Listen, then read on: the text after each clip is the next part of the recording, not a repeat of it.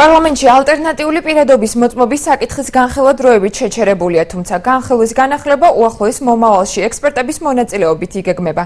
ამის შესახებ ეკა ბესელიამ დღეს ჟურნალისტებთან შეხვედრისას ისაუბრა. ბესელიას განმარტებით აღნიშნული საკითხი არა როგორც რელიგიური, არამედ ადამიანის უფლებების დაცვის კუთხით განიხილება. ის მიიჩნევს, რომ ადამიანთა ნებისმიერი ჯგუფის წინადადებები განსახილველი და გასათვალისწინებელია და საქილიკო ამაში არაფერია.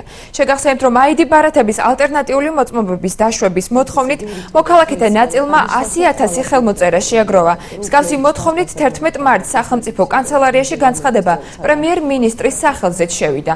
პირადობა არ უნდა იყოს ქაღალდის ნაგლეჯი, თუნდაც ლამინირებული.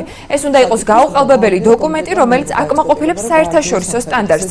მოგვიანებით საკითხს საქართველოს იუსტიციის მინისტრი ამგვარად გამოეხმაურა. ისინი ან იყენებენ თავიანთ უფლებას, ან არ იყენებენ.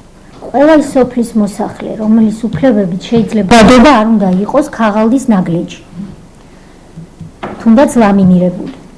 ეს უნდა იყოს გაუყალბებელი უსაფრთხო დოკუმენტი, როდესაც ვიზა ლიბერალიზაციის ფარგლებში ევროკავშირთან ჩვენ გავხსნით საზღვრებს და საქართველოს მოქალაქეებს საფრანგეთში, იტალიაში, გერმანიაში წასასვლელად აღარ დასჭირდებათ ვიზა. ეს არის მიზანი. ამისთვის ჩვენ გვჭირდება პირადობის მოწმობა, რომელიც იქნება სამგზავრო დოკუმენტი. საკითხი იხილება ადამიანის უფლებების დაცვის კუთხით.